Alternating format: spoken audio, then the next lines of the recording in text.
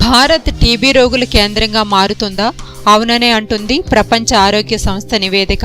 ఈ సంస్థ 2016 సంవత్సరానికి విడుదల చేసిన నివేదికలో 7 దేశాలతో పోల్చితే భారత్ అగ్రస్థానంలో నిలిచింది.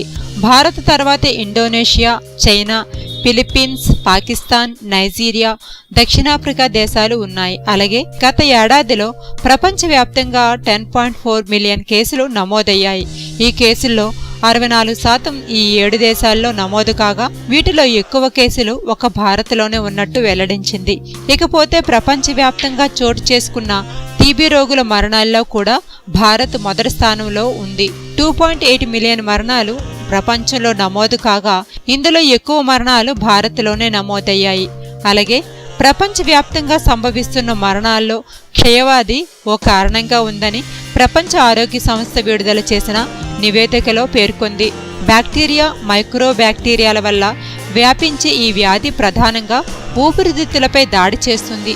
ఈ వ్యాధి కేసులు గత ఏడాది ప్రపంచవ్యాప్తంగా 10.4 మిలియన్ కేసులు నమోదు కాగా ఇందులో 10% మంది హెచ్ఐవితో బాధపడుతున్న రోగులు కూడా ఉన్నారు.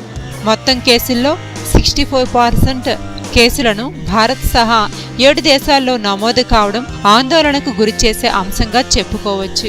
ఈ వీడియో గురించి మీరు ఏమైనా చెప్పాలనుకుంటే మీ కామెంట్స్ని పోస్ట్ చేయండి. మరిన్ని హెల్త్ న్యూస్ కోసం మా ఛానల్ సబ్స్క్రైబ్ చేయండి.